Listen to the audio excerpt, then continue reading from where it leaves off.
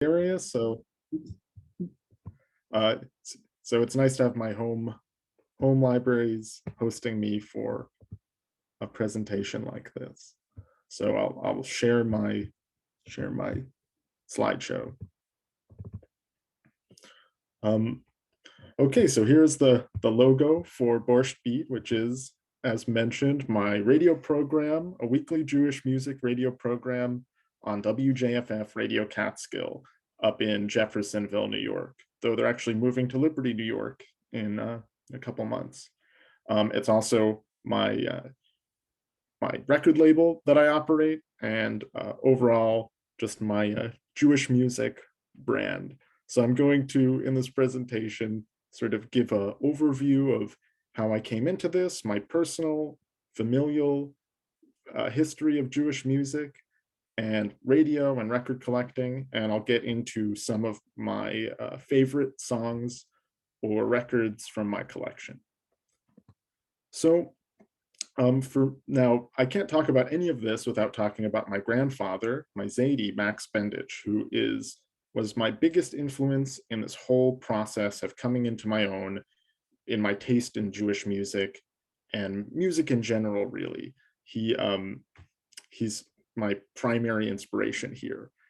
He was born in New York City in 1915 to a couple of recent immigrants from Ukraine, and he grew up in the South Bronx, where he was exposed from his youngest years to diverse culture.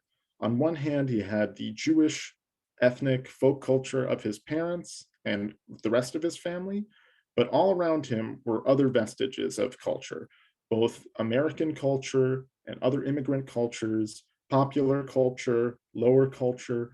The breadth of culture was all around him in the Bronx, New York. And in the upper left, we have a photograph of him at about 5 years old, a nice posed photograph where he and his whole family were all dressed up. He went to high school in the Bronx. He didn't attend college. He went off to fight in World War II and came back and operated a laundry business in the Bronx. And despite being not a particularly educated person and who led a pretty standard, unsuspecting, just simple life, he was a very self-educated person with a breadth of cultural knowledge, which I had the great pleasure of learning a lot from. So from humble beginnings. So I was born in 1994, which makes me 28 years old now. But the year I was born, the month I was born, my grandfather Max turned 79 years old. And but he was a very, very, very lively man from the age of 79 all the way up until the last years of his life. He was he had a incredible retention for all of that culture that he had been exposed to and cared so much about over his years. And he passed that on to me.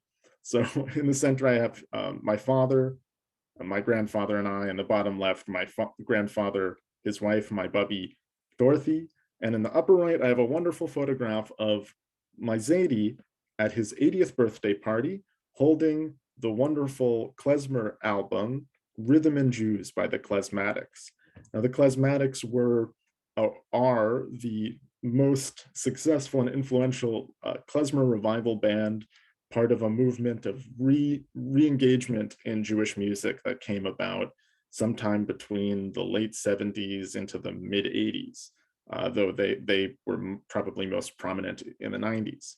And I have a clip of a song, not by the Klezmatics, but rather the typical Jewish Yiddish folk song that my grandfather certainly sung to me many times, including from the very initial moments of my life, in that he would always sing Yiddish folk songs to his children, grandchildren, great-grandchildren, strangers, babies, etc. So here is that song.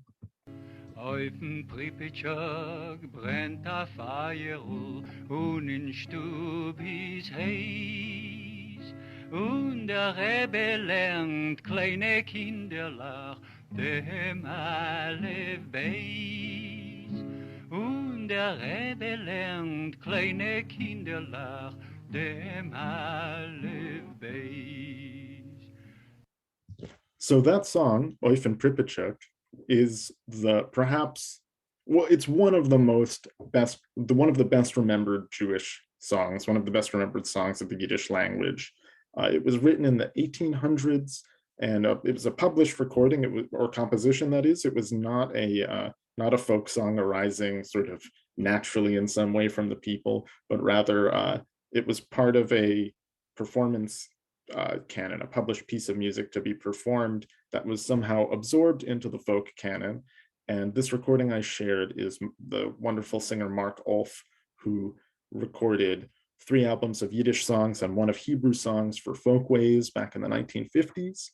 And the lyrics of this song are sort of perfect for the way that my grandfather used it, in that it's about the old rabbi teaching the young child the alphabet in Hebrew, and the grim fact that hidden in the words, hidden in the individual letters, is so much sorrow. So it's a grim song, but it's also a beautiful one, and one that is loaded with an incredible amount of nostalgia for many people who've heard it. So my grandfather was a great record collector, and a collector of books and random knickknacks, McDonald's Happy Meal toys, you name it, he had many of them. But the walls were lined in some parts of his home in the Bronx with these record albums, which before the 1950s, commercial music was released primarily on these big, heavy plastic 78 RPM records that were 10 inches in diameter and sort of brittle. One side held but one song, and that they were bound up like books, and that's where we get this phrase record albums from.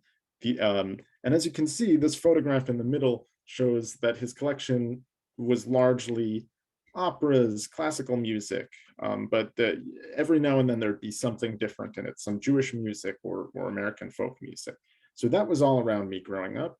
Then my father had his collection from his youth of rock music, and music that he had exposed me to as well in my younger years. And I just reached a point where I gained some independence. I started taking the Metro North up from Larchmont to New York City, and going to places like this record store that I've got the photograph of on the right, a place called Generation Records in Greenwich Village, New York City, and also places like Goodwill in the bottom left. When Goodwill opened in New Rochelle, I was all over it, buying records, but I hadn't developed a taste in these vintage records from 40, 50 years ago so much. I really was mostly calling my father and asking him what if this record or that record was any good. But over time, as I went into the city and to these thrift stores more and more, and developed some taste for myself from the internet or elsewhere, I began to amass a personal collection of records, stuff that covered rock music, or even some of the American folk music that I'd been exposed to from my father and grandfather. And that continued through my high school years. And then I went off to Vassar College up in Poughkeepsie, New York. And my depth of interest in music inspired me to immediately pursue hosting a radio program. In the first week, they had a club fair, and I went straight to the radio club. I wanted to join, and I wanted to play music on the radio for some reason. It seemed like the right thing to do as a new college student. And I applied to host a show that was on the subject of folk music, American folk music through the last century. And I wanted to cover traditional folk music and contemporary folk music. Anyway, I applied for the show, and the staff of the station told me my pitch was much too broad. They did not give me a program. And then the next semester, I applied again with a really strong proposal that I was going to play the most absurd and off-kilter music that I could possibly find.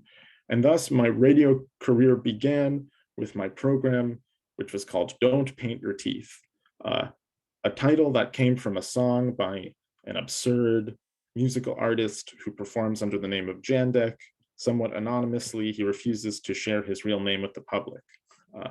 So I've got examples of some of the music I was playing in that first era of my radio career. Stuff like Bob Trimble, Captain Beefheart with the absurd painting, Jad Fair and Daniel Johnston performing in their matching white t-shirts, performing some very absurd, simplistic or childlike music. And in the upper right, the wonderful BJ Snowden, who is a classically trained musician. She went for years of schooling in piano composition and records music that, and composes and records music that is regarded by some to be not typical enough to gain the regard as a sort of good music. And yet I was inspired by all of this. I thought it made good radio. And I even had the one opportunity to book BJ Snowden for a concert at Vassar College, which was a fantastic experience. And she's a wonderful, wonderful person. So to substantiate that some more, here is a clip of BJ Snowden performing her most notable song in Canada. It is a home away from home. It's Canada, and Canada, and Canada. Folks treat you like a queen, and Canada, they never will be mean, and Canada, they treat you like a king. You feel welcome. It makes you wanna sing.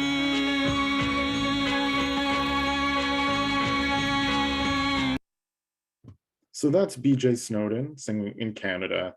And this was music that I thought I could really differentiate myself from the other people on air, build connections with the artists, and just learn a lot more about music and DJing. I became the station manager of my radio station, which made me a 24/7 on-call tech support guy, basically. It also got me into all of the meetings for the station staff. And It is a home. and I ended up taking on a second chunk of the radio schedule after noticing that there was an extra half hour that no one was using. So I was one of very few people who was on the radio for more than one day a week. And I decided that I would start playing music that my grandfather had shown me. But I was initially playing American folk music. He had exposed me to all of this that you see on screen: the wonderful Josh White, Elizabeth Cotten, Woody Guthrie, and Pete Seeger, all of whom were parts of this growth and interest in American folk music from the advent of commercially released physical audio media.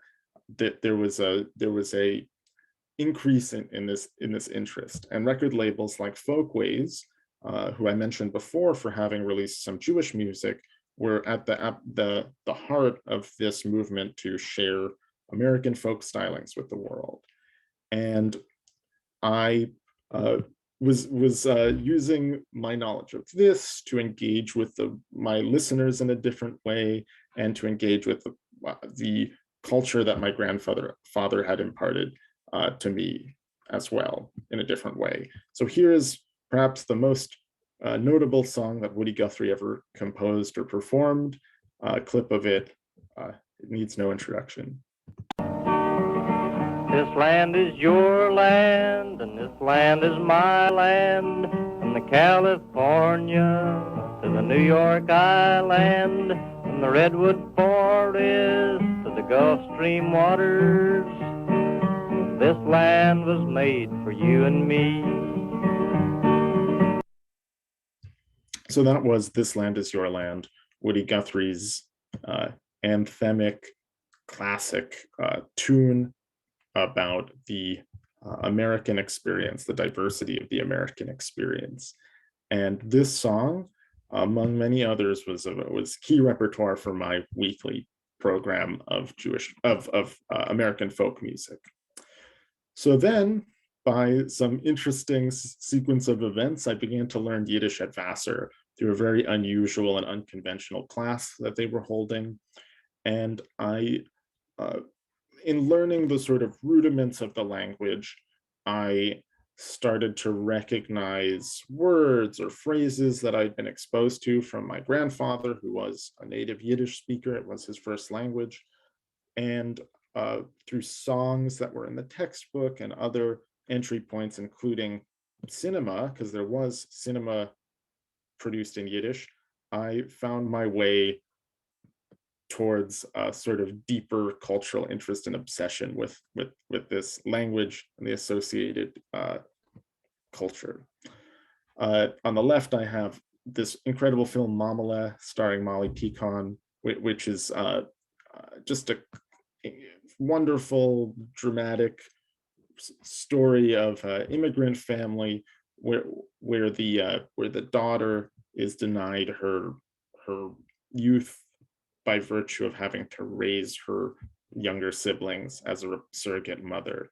In the center, I have the essential collection of Yiddish song, Pearls of Yiddish Song, which was always around growing up, but I never could really understand until I started to learn the language. And on the right, the upper right, is the Barry Sisters Sing, a classic Yiddish song LP, which features these sort of swinging jazz sort of renditions of classic Yiddish songs performed by these two women with exceptional voices. And in the bottom right, Mark Ulf, who played that rendition of the song I played earlier on in the presentation. Here is a clip of the Barry Sisters singing another classic Yiddish song, one that you might recognize if you've ever heard any Yiddish songs performed. Tumbala, tumbala, tumbala, laika, tumbala, tumbala, tumbala, la. Spiel balalaika, tumbala, spiel balalaika, tumbala. Steht a Bucher in Tracht, Tracht in Tracht, a ganze Nacht. Weimen sie nehmen, in it verschämen, weimen sie nehmen, in it verschämen. So that song, Tumbala Laika, is an essential classic of the Yiddish performance canon, and all of the great Yiddish singers performed it. It's a riddle song where a young man and a young woman, one asks three cryptic questions and the other answers. It's a lovely one. So during the pandemic, so I graduated from college. I had some distance from my radio experience, but I continued to collect records, Yiddish records, American folk records, records of my other sort of range of interests, but I did not have additional opportunities to share the music that I'd been exposed to growing up with the world, or even the other sort of unusual oddball music that I'd also become so accustomed to sharing on the radio. But during the pandemic, my radio station WVKR reached out to former staff and DJs requesting that if we were savvy enough to be able to assemble programming from our homes on our own personal computers, we can send it over and they would find a way to insert it into the on-air broadcast. And that's how I ended up launching my Yiddish radio program titled Laughing with Lizards, which comes from a Yiddish phrase that my grandfather often said when I was growing up, one that means to laugh with tears or to laugh with sadness. And so starting in somewhere around October 2020, November 2020, I was programming an hour of Jewish music on the radio each week. And then a couple of months later, I'd gotten a hang of this weekly process and decided that perhaps another radio station would be interested in hosting the program. So I pitched it to WCFA, Cape May, New Jersey's radio station. And all of a sudden, I was a weekly syndicated radio show host, sharing Jewish music with two different communities. I got my grandfather to record the introduction to the program, and then at the end of each episode, I would record him singing a little snippet of one of these one of these Yiddish songs. And I was using this as a way to continue to connect with him, a way to keep him active during the pandemic. And it was a really wonderful, entertaining time. Plus, he was 105 years old at the time, so it was a nice thing for him. It was a nice thing for the public to hear a real old-timey voice of someone who really lived all of this incredible music and culture. So I'm going to transition into sharing clips of classic Yiddish songs, gems from my extensive Jewish music record collection, and sharing some key details about each tune. So the first one I'm going to share is one that my grandfather loved very, very much, Coney Island by the Barry Sisters. This tune was one that I would hear pretty much every time I would visit him, since he had just, since in his 90s, he was given access to YouTube for the first time in his life. And through that, he was able to find all sorts of music that he didn't have on CD or on a record. And the most common video I'd say that he would watch was this video for this Barry Sisters song, Coney Island, one where people are just all on the beach in Coney Island. And it was just sort of ambient background imagery for the song. But my grandfather would point at the screen and say, "Look, see this? These people on the beach, that was us." So I'll play a clip of the song and then I'll talk a little about it. War die Menschen, wo's hoben a tropical town. Sie gefindt sich a Platz beim tropical yam. Sie's gesinnt, die dich weiß, war Indien alt. Wie die climate is heiß, in die Wasser is kalt. In Coney Island, in Coney Island, sie's a paar gelegen in Coney Island. In Coney Island, ah, das is mein Land. So give the tropical down to the tropical seashore by them yum, yum, yum, yum.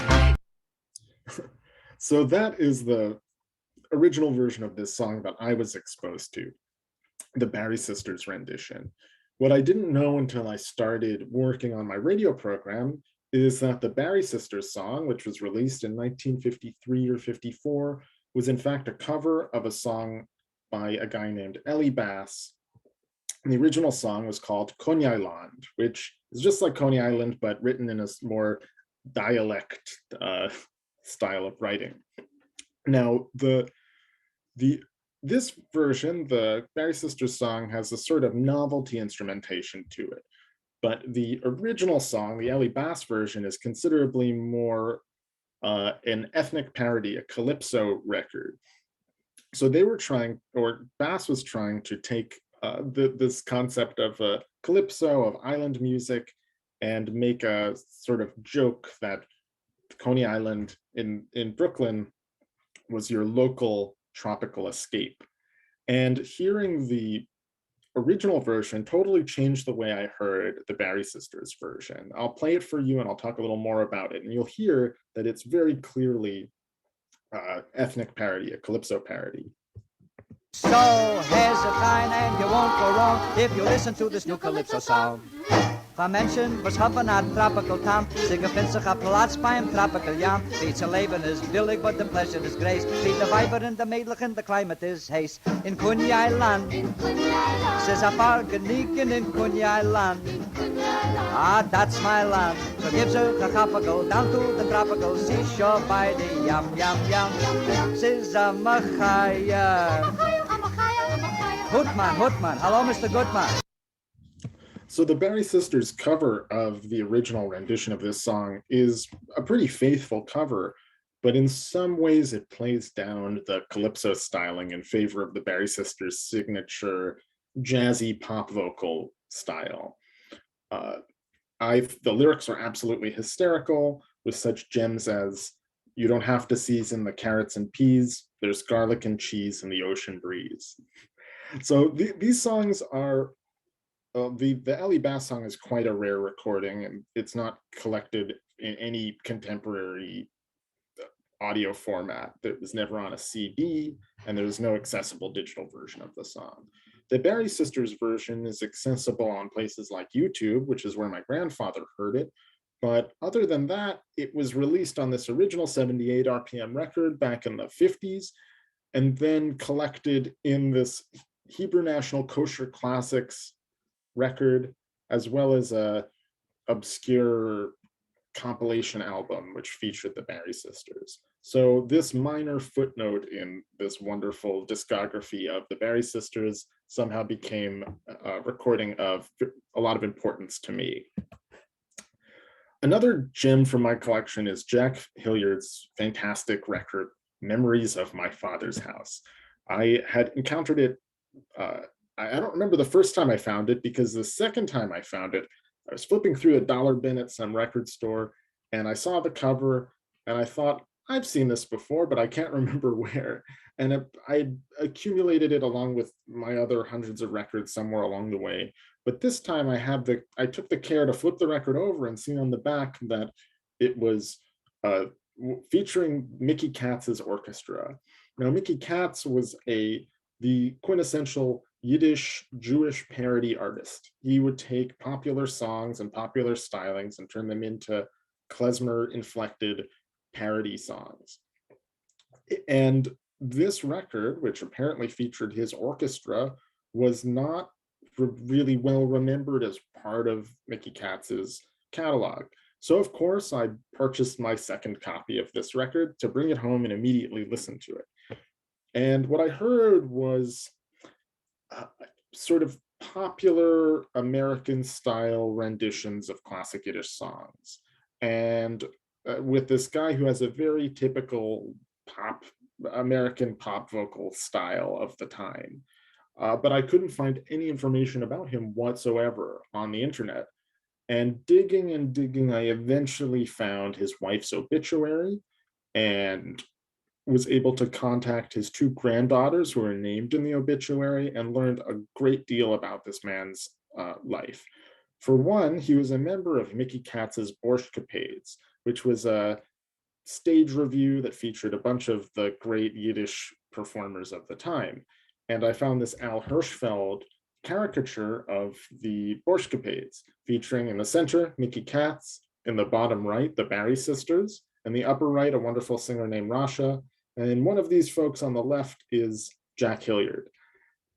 He never really took off as a solo performer, and he eventually retired or semi-retired to Miami, where he ran variety shows and had a very lively, social, and active final stretch of his life. But here I've got a clip of him singing a classic Yiddish tune, and you'll hear what his style sounds like. You'll hear what the record that I purchased was like.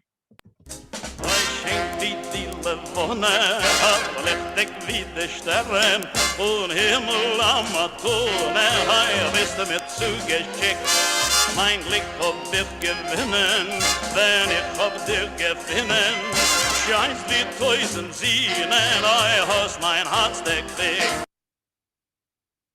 So as you can hear, this rendition of Shein Vidi Levona, a classic Yiddish song, is done in a very over-the-top and untraditional style. And which is also in its way incongruous to the record cover that we have here, which is this big headshot of Jack Hilliard, and then the title in big letters in Hebrew of all languages, whereas most of the music is not in Hebrew, but Yiddish. So it's overall a wonderful find, and one that I was able to learn a lot about through research that reached a sort of interpersonal level by meeting his granddaughters. Next, I have a personal, one of my personal favorite recordings that I've come across in my collecting history. I came across this song, Mein Städtele Jas, from this recording that I've got the album art for in the bottom right, More, Sing Along in Yiddish with Marv Kurz. And most of what I'll share is stuff that I learned later on after doing all of this research.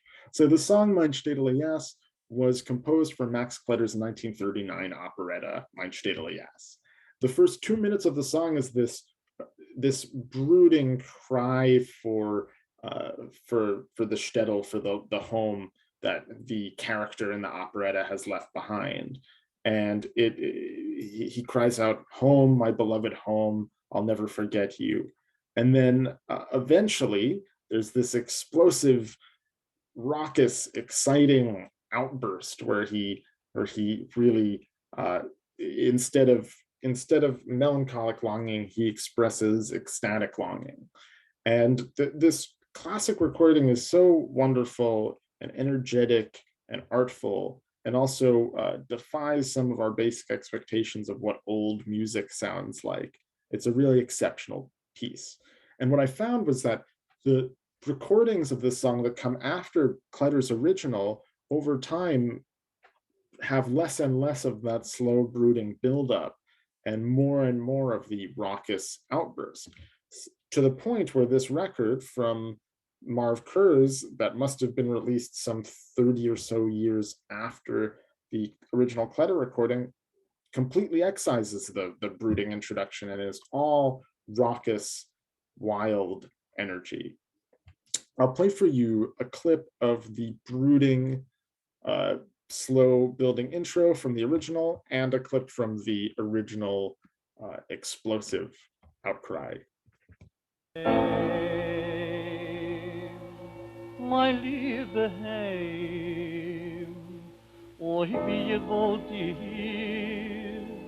heute noch einmal je wollt sein.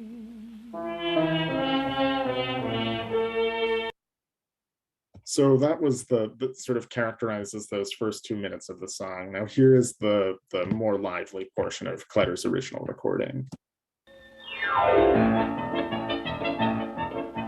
Ja, heißt es ja, geht es doch kein Löffel mit den Lippen, schreien so toll. Heißt es ja, so seine Christen sind die Schenker Italien. So there's a little piano flourish and the excited orchestral backing. He doesn't sound so sad anymore, but his words are still imbued with the same incredible, intense longing. And now fast forward some decades and you've got Marv Kurz going totally wild on his recording.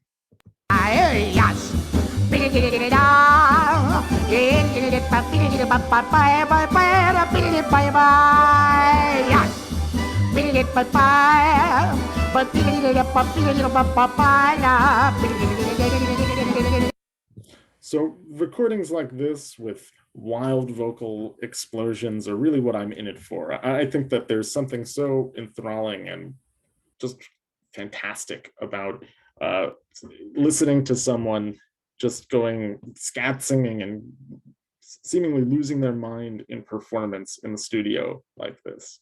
And it brings me a lot of joy and also helps me recall the feeling of longing that these immigrants felt when these songs were composed, and the longing that each performer imbued in their subsequent performances of these classic tunes. This record, Stan Snyder Sings in Jewish Circles, is one of the most important pieces of my collection.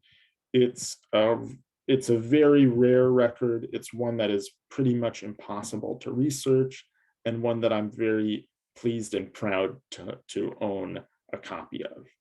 One day I was in Brooklyn, New York, in Williamsburg, that is, flipping through the record bin at a junk shop.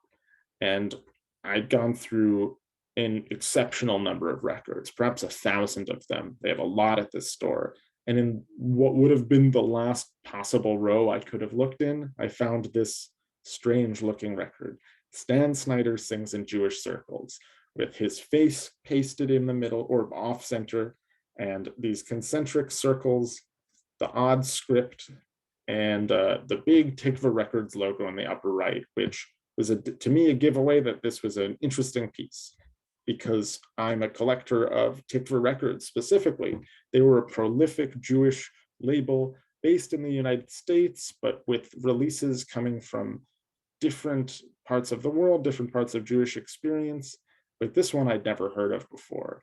And the only information I could glean from it was this one box on the back cover, which says that he was the host of a radio program in Philadelphia called Kippers and Capers, the longest Jewish American radio program, which initially I thought meant longest running, but no, it was the longest program, running from 2 p.m. to 7 p.m. on Sundays. So this guy was broadcasting Jewish music for 5 hours once a week at some point in the 60s, starting in 1963. The style of the music on here is kind of similar to that Jack Hilliard record. It's sort of pop renderings of these types of classic songs. And this guy's accent, his Yiddish accent, is so accented towards American English, perhaps a Philadelphia accent. It has to be heard to be believed. I'll play you a clip and share some more information afterwards. Mein Jiddische Mädel, sie ist so schön. Mein Jiddische Mädel, mit der jiddischen Chein. Von goldener Herrlach, die Zehn noch wie Perlach, nur der jiddische Mädel kann sein so schön. So, and there's something just so wonderful about that recording, hearing his accent, hearing the musical styling. It's just different. It's not what you expect when you're thinking about old-timey Yiddish language Jewish music. After thinking I was never going to learn anything about this guy, I decided I would just call every number that might be associated with him. I called like maybe 40, 50 random people and eventually reached his son, who told me that sometime in his father's early 20s, he was a radio host. He did it for some years and then just moved on to some technical career. But during that time, he paid for this record to be made by Tikva Records, by Alan B. Jacobs, who ran Tikva Records. And it was just incredible to make that connection with the son of this performer, this radio DJ. It makes me feel like there is a tradition of radio, of Jewish music on the radio that I'm just one small piece of. So here's another song, A Chazandal of Shabbos, which was later parodied as A Chazandal in America.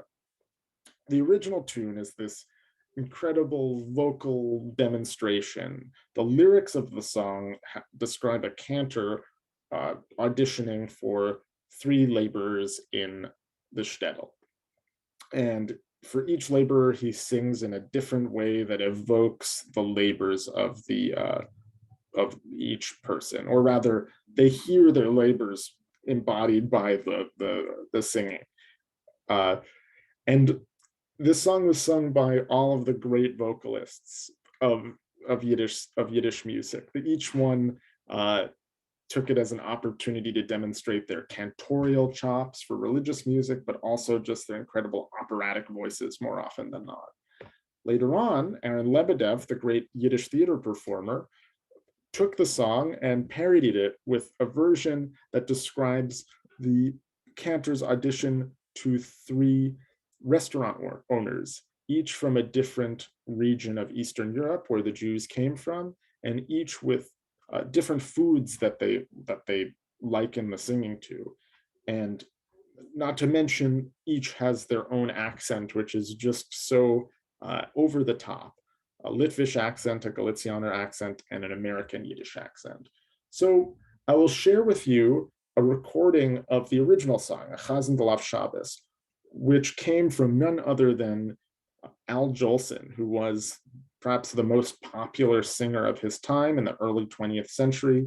Before he was a popular singer, he was singing Jewish religious music, and among his first commercially recorded and released songs were some Jewish songs. So here is Al Jolson singing A Chazandal of Shabbos. Otter gidaven,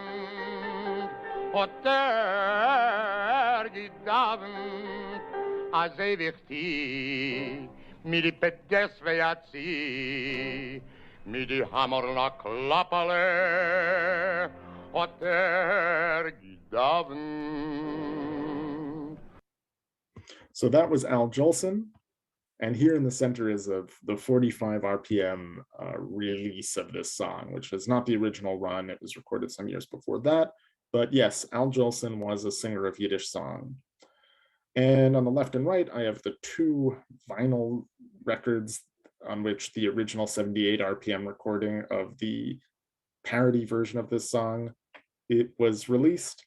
And I'll play you a clip of this parody. Listen closely and you'll hear some of the ridiculousness. And I'm playing the last section where he sings of the American, in part because it's the funniest, but also because I'm assuming my listeners will understand the English or the Yinglish a little better than they'll understand the Yiddish. My God! Gee whiz! Some Hasen! Hot geprayed, sweet like sugar. Like pie and pudding, like ham and eggs, like chop suey with charmaine, like hot dog with mustard. Holy Moses, Jesus Christ, is so sarcasm.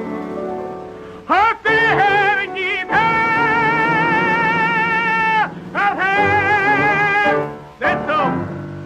That's all. So in that final verse of the song, he lists off some American foods.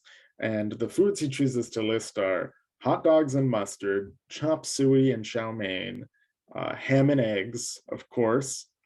And then he proclaims, Holy Moses, Jesus Christ, is this a chazan? Is this a cantor? And of course, it's not kosher to consume ham and eggs. So this is something of an indictment of American Jews, but also just poking fun. And to exclaim, or even just record and save on a record, the name Jesus Christ is a taboo thing for a performer in the Yiddish language to do. And though this recording was made sometime in the 20s or so, as much as 50 years later, when this greater recording company release that I have on the right, with the image of Lebedev with his hands in his pockets, was released, he excised the name Jesus Christ from the recording. He just clipped it right out. So on my copy of the record, it just sounds like the record skips, but in fact, it is censorship by the label owner. And now, one of my greatest, if not my single greatest achievement in collecting was, at one point, 4 or 5 years ago, I saw a clip on YouTube of this ridiculous performance where these Hasidic Jews, or people dressed as Hasidic Jews, were dancing like mad to some oddball Yiddish song. And I wanted so badly to find out more about it. And it took some research, but I realized that it was a 1982 Yiddish film produced in the state of Israel. In fact, the first film in Yiddish produced in the state of Israel. And it's a disco musical. It's an absolute oddity of a film. And it took me over a year to find a copy to watch it. And I had shown the clip to my grandfather, and I just wanted to make sure that he got to see it, the whole film in his lifetime, and not just the clips I found online. And so through a year of constant effort, I managed to find a DVD of this movie, share it with my grandfather, and then watch it with some friends additionally. So here's that original clip I saw, the song Otazoi from the movie As Man geht nimmt man.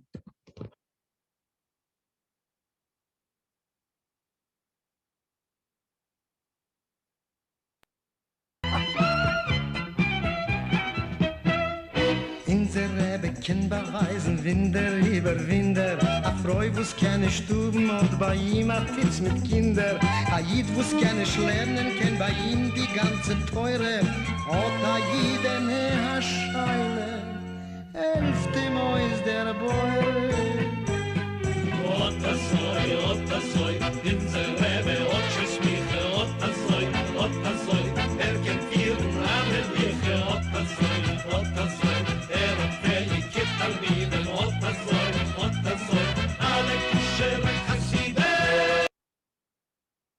That's the way they're all kosher Hasidim. A very wonderful and strange piece of music that I put in an immense effort to get my hands on a copy of, and it gave me an incredible amount of satisfaction to find. So along the way in my collecting process and in publicizing my radio show, I've come across a bunch of unusual typos or mistakes in the liner notes of the records that I collect.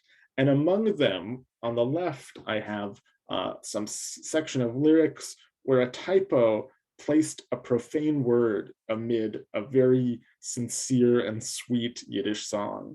So I get a lot of pleasure from these types of things. I find it hysterical, and it becomes a nice in-joke that I'm able to share on my social media with my friends who are also fans of this music. So I've got the unintended and here censored profanity from a very sweet lullaby tune. And on the right, I have a song that on the track list, for some reason, there's a song called Rosetlu on this record. And now Rosetlu is not a Yiddish word. In fact, it's not a word in any language that I could find. And so I challenged my friends to identify what the title of the song actually should have been.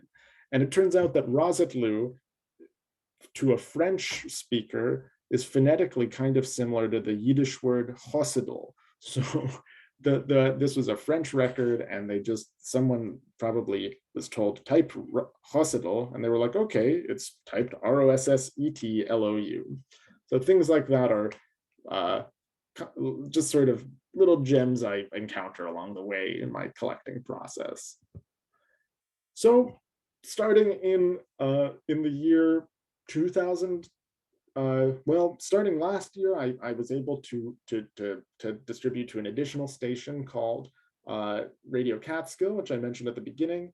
They are in the Catskill region of New York State, and that area was once the Jewish vacation land. It was where the Jews went to get out of their, primarily out of New York City. And they wanted me to change the name of the program from Laughing with Lizards to something that was a little more recognizable content-wise. So I asked around, and my friend, wonderful trumpet player Jordan Hirsch, suggested Borscht Beat. Then my friend Hannah Sheehan made the artwork for it, and the rest is history. I broadcast now on those three stations, WVKR, WJFF, and WCFA each week. And I've got a lot of listeners from a lot of different places. Then sometime mid last year, I had the idea that I would start a record label with the relationships that I've built up with artists. And I released this record, Vorspiel 2, which is pictured here, the psychedelic swirling colors. This record fuses traditional Yiddish folk songs, women's folk songs, with virtuosic musicianship that brings the songs into this unusual hard rock, psychedelic rock realm. It's a very, very unique type of music to listen to. And on the bottom left, I have this other project that is soon to be released, Maharaja Sweet Still Life, a different sort of music, a different expression of Jewish music, but fitting the bill all the same. And I'm going to play a clip from this Vorspiel album. It's quite a bit different than all the other music I've played, but is equally Yiddish, equally Jewish, and very interesting and moving to me.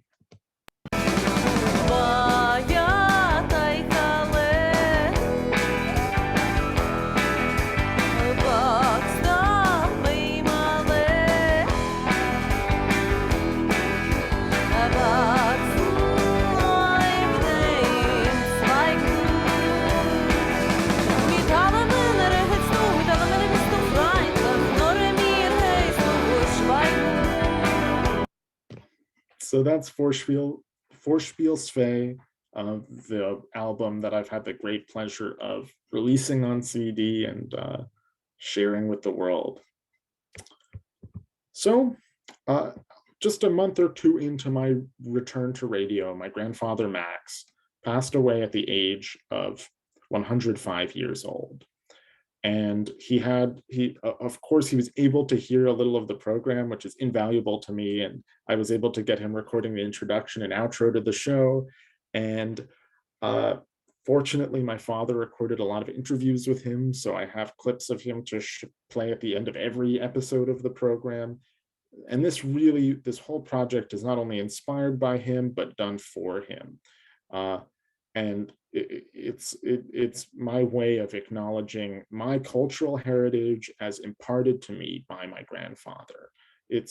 So it's a very meaningful personal project to me, and one that I always have the encouragement, knowing that he was inspired by it and that this music meant a lot to him. On the right, I have a photograph of him, age 15 or so, with his father, Louis. On the right, him maybe 10 or so years later with my grandmother in the park, making a sort of devious face at the camera. And in the center is one of the last photographs I took of him, sometime in November 2020, maybe. I had been experimenting with different film photography, which was something that was a passion for him throughout his life, and unintentionally snapped this beautiful, ominous double exposure of him. And he would always say when we had a double exposure among his photos, he'd say, well, it's 2 for the price of 1. So one last thing that I'll share with you is a recording I made of my grandfather a couple years before he passed away, where he sings a Yiddish song that I'd never heard before. And I went on to share it with thousands of people. At this point, it's probably been viewed by at least 100,000 people. And no one has been able to quite identify what this song is. But it's a funny song, funny lyrics, and I'll share it for you right now. Go. Menschen sind Maschine, sie singen noch von Fisch. Ich bin als Dreiter, sing ich von a Eise Knisch. A Knisch mit Potatoes and a Tellos mit den leck ich meine Finger wie a klein Kessel. Hey, bum bum pitchem patchem, wer ist mir? Soll auf Hitler wachsen a Geschwür.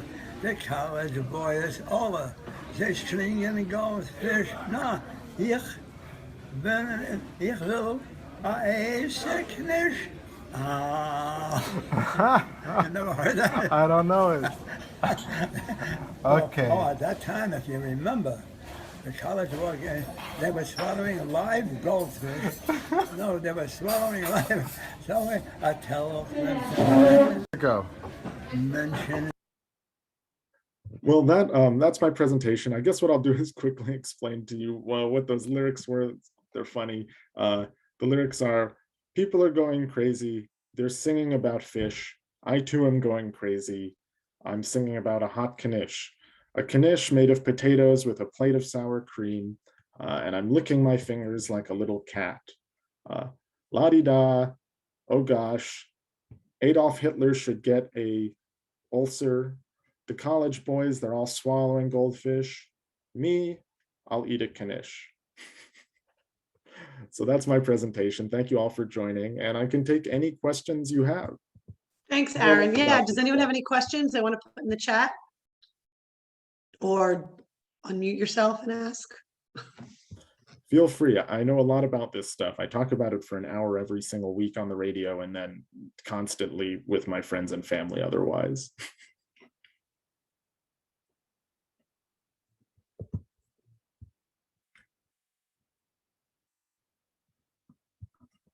Susan, unmute yourself.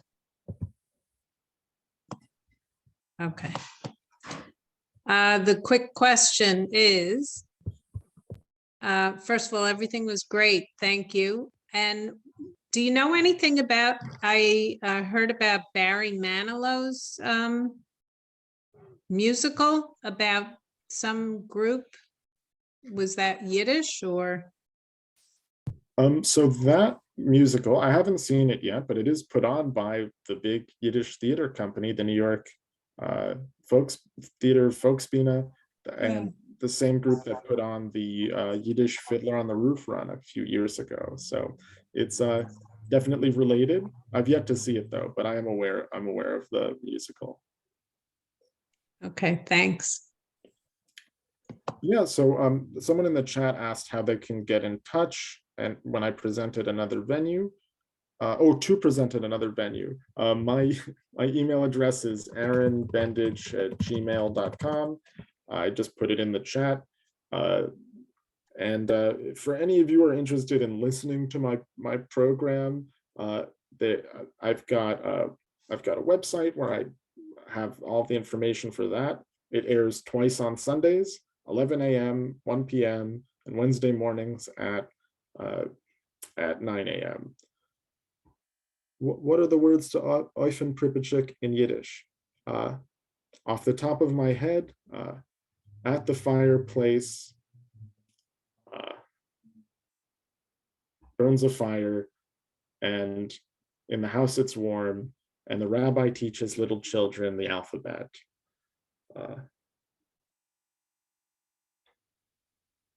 And then listen, children, to what I say.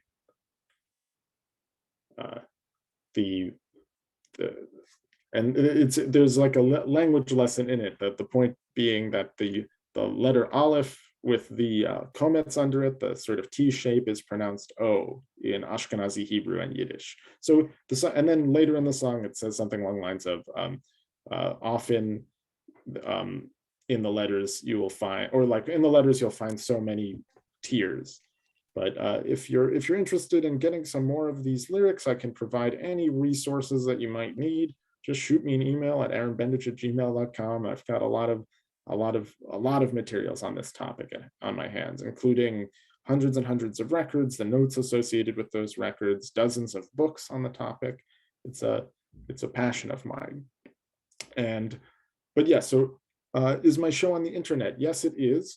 I'll provide a link to, so at borschtbeat.com, you can access both my website to purchase Borscht Beat t-shirts and stuff like that, or you can click the other button and go to where I've got a partial archive of my show and details about how to stream them online. But yes, it plays simultaneously at 11 a.m. and 1 p.m. on Sundays, online and in person, and on your FM radio receivers, as well as on Wednesday mornings at 9 a.m. And those are on 3 different radio stations. And then also, if you're interested in the music that I'm commercially releasing for other artists, I share that on these websites as well. I'm on social media, Facebook and Instagram, and TikTok, for all of you TikTok users out there, which has availed me a very interesting and different audience than I'd ever expected. Any more questions?